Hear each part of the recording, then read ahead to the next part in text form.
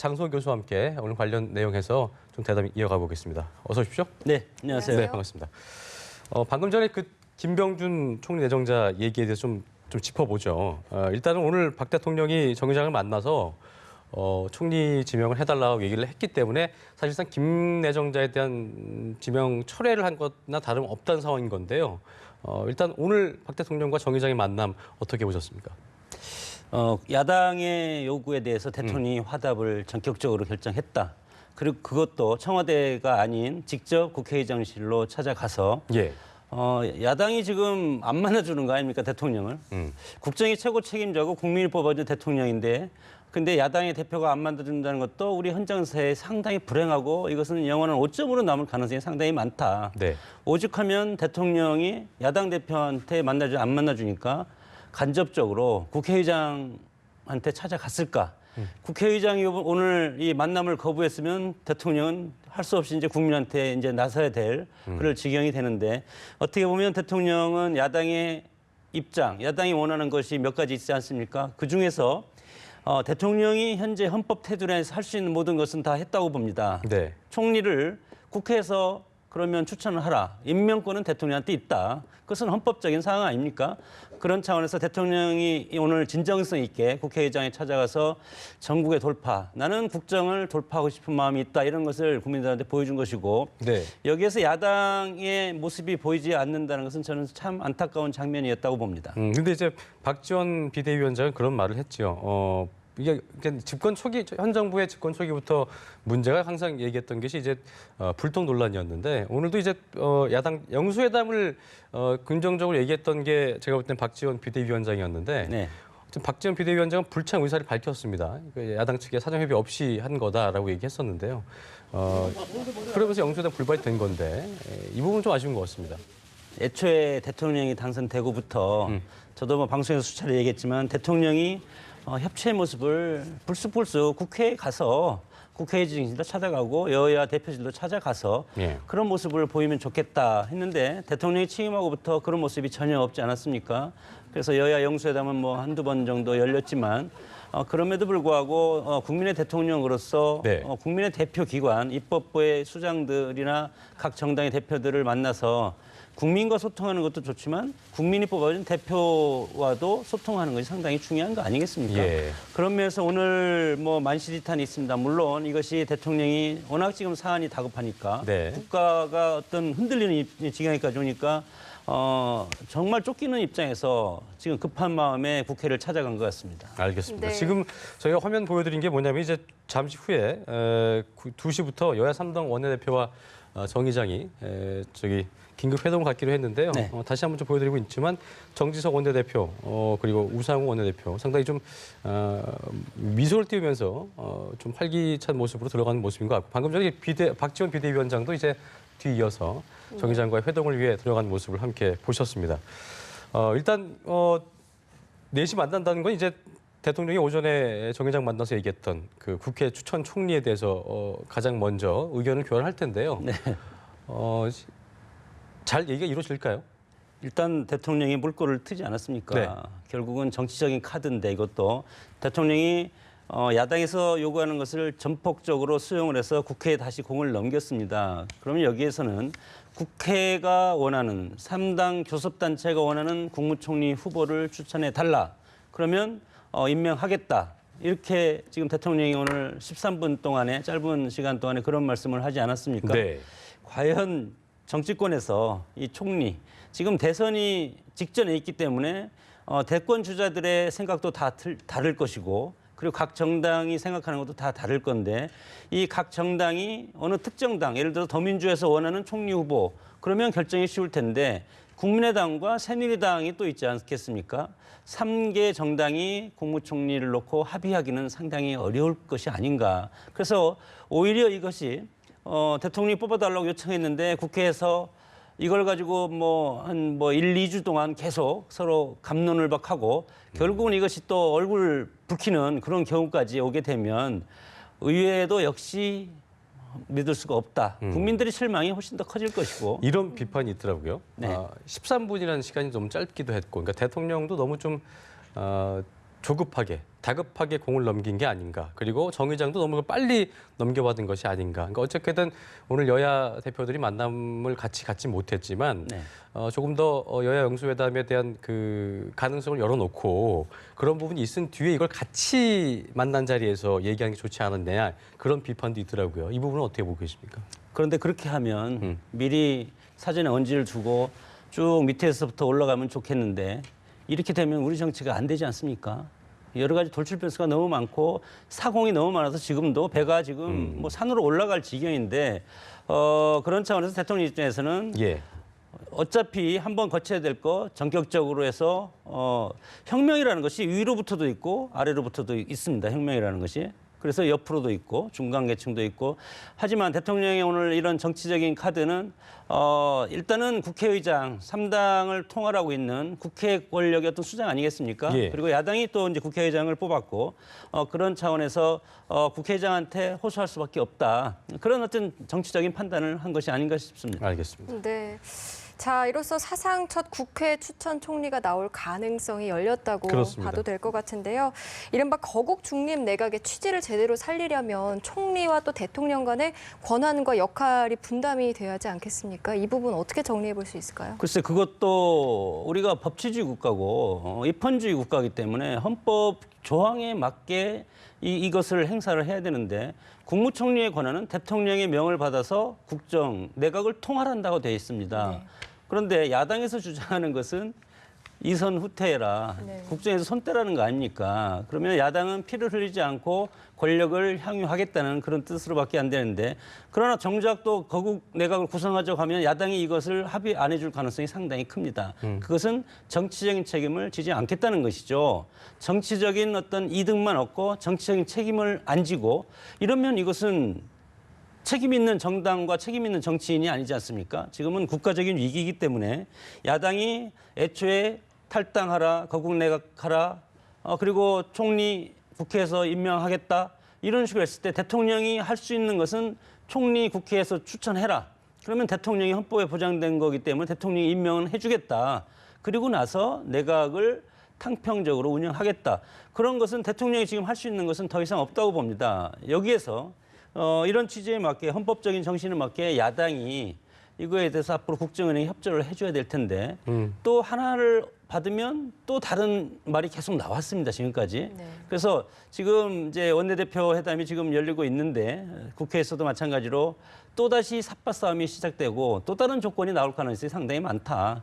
그러면 언제 총리를 임명하고 그리고 언제 또 내각을 구성하고 그러다 보면 세월 다 가고 그러면 이제 내년에 이제 본격적으로 대선 국면이 되면 뭐 국회의 존재가 있겠습니까? 내년에는 대선 국면 때는 국회의원들이 거의 지역에 내려가서 선거 운동도 많이 하고 물론 국회의 어떤 본질적인 기능을 하겠지만 그런 정치가 대선에 매몰될 가능성이 상당히 많다. 그랬을 때 이 우리 국민들이 정말 우리 정치권 앞으로 바라볼 때 눈에 뻔한데 이것이 또 여야 간에 틀림없이 삽바싸움, 갈등, 정파적인 이익에 매몰돼 사는 당파적인 어떤 당파싸움 이런 것들이 상당히 앞으로 많이 늘어날 텐데 이럴 때 또 정치적인 실망감이 상당히 커지지 않을까 우려됩니다. 굉장히 그러니까 지금 당론이 또 모아져야 될 테고요. 또 여당과 야당의 또 의견이 모아져야 될 텐데 지금 여당도 여당 내에서 굉장히 좀 분열이 일어나고 있고 또 야권 내에서는 국민의당과 더불어민주당이 미묘하게 어떤 스탠스 입장에서 좀 차이를 보이고 있는 것도 있고요. 그러니까 그런 부분 상당히 좀 앞으로 더 어려워지지 않겠느냐 이런 시각이 많더라고요. 어려워지는 것뿐만이 아니고 이것이 성공하기 상당히 어려운 카드입니다. 사실 야당이 너무 큰 지금 주제를 덥석 얘기를 해가지고 네. 각 당내에도 개파가 있지 않습니까? 개파 간이 합의하기도 쉽지 않을 뿐더러 A 개파는 이 사람, B 개파는 이 사람. 그리고 당내 의견 수렴하기 상당히 어려울 겁니다. 어떤 사람을 놓고. 그리고 그 가까스로 해서 여야가 합의해서 올렸다고 합시다. 그리고 검증 문제가 있지 않습니까? 그리고 검증을 정확하게 이제 하면 뭐 의원들은 공격을 못 하겠지만 이것은 이제 또 다른 시민단체나 NGO에서 이 검증 문제 가지고 치열하게 검증을 할 텐데 그럼 이거 통과 못할 가능성도 저는 상당히 있다고 보고 그랬을 때 이 검증을 국회에서 총리를 결정해서 대통령이 바로 임명하는 것이 아니지 않습니까? 청문 절차를 거쳐야 되지 않겠습니까? 그랬을 때 손쉽게 과연 대권 주자나 차기 대권에 관심 있는 사람들이 총리 이 검증에 나설 수가 있을까? 저는 상당히 어렵다고 봅니다. 대통령이 되는 거랑 또 틀리고. 네, 네. 그리고 설령 국무총리가 가까스로 해서 타협이 돼서 임명이 됐다 했더라도 내각을 또 다시 구성해야 되지 않겠습니까? 그러면 교육부 장관을 예를 들어서 임명을 할 때 각 당의 생각이 다 틀립니다. 그러면 이것이 이렇게 장관 하나를 임명하는데도 엄청나게 시끄러울 건데 이것이 과연 운영이 잘 되겠냐. 잘 됐으면 좋겠지만 과거에 DJP 공동정권을 해서 김종필 자민련 총재하고 그리고 김대중 총재가 서로 사전에 DJP 공동정권을 만들어서 정권을 창출하고 그 정권을 창출한 서로 이렇게 합의한 것이 예. 강요를 5대5로 나눠서 운영한다는 것이 있습니다. 그래서 그것 때문에 DJP 공동정권이 깨졌지 않았습니까? 네, 네, 네. 뭐 그런 차원에서 상당히 뭐 앞으로 넘을 산이 너무너무 많아서 공을 넘겨받긴 했지만 이거를 여기서 또 잘 녹여낸다는 자체가 좀 어려울 수도 있다는 얘기를 하시는 거죠. 예. 대통령 입장에서는 울며 겨자 먹기처럼 넘겼는데 오히려 대통령은 이것을 앞으로 상당히 마음 후련하게 이것을 공을 넘겼기 때문에 이거에 대해서는 관망을 할 필요가 있고 관망을 해서 잘 되면 좋은데 또 안 되면 제가 개인적으로 생각하기에는 김병준 총리 카드를 또 써야 될 경우도 올 수가 있습니다. 그렇게 되면 굉장히 모양새가 조금 여야 국회 입장에서 애매하게 될 것 같긴 한데 아까 그 이제 영상을 함께 보셨지만 네. 김병준 내정자가 일단 아직은 내정자 신분이죠. 네. 여야청에게 좀 부담을 느끼라 그런 의미에서 지금 자리를 지키고 있는 것도 있다라고 좀 새로운 발언을 했는데요. 그 부분은 어떻게 보셨어요? 네. 어차피 총리 내정자로 발표를 했기 때문에 본인은 아직은 내정자입니다. 네네. 그리고 대통령 입장에서도 국회에서 합의해서 총리를 올려라. 그러면 올리는 순간 내정은 철회하겠죠. 그러나 그때까지는 김병준 국무총리 지금 내정자는 내정자 신분을 가지고 인사청문회 준비는 해야 되리라고 봅니다. 스스로 미리 이렇게 됐기 때문에 나는 그냥 사퇴다. 그렇게 생각할 필요는 없고 앞으로 우리 국회가 대화 타협이 그동안 잘 됐으면 좋은데 대선을 앞두고 모든 것이 다 정치적입니다. 그리고 상당히 예민해져 있고 대권 주자도 그렇고 각 정당도 그렇고 그래서 지금 최대 목적은 각 정당, 각 계파가 정치적 이득을 얻고 책임은 지지 않겠다는 겁니다.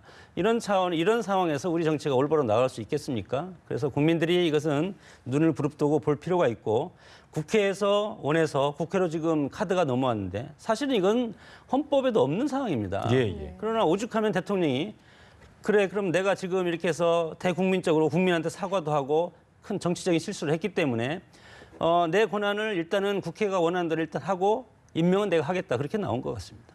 알겠습니다. 네.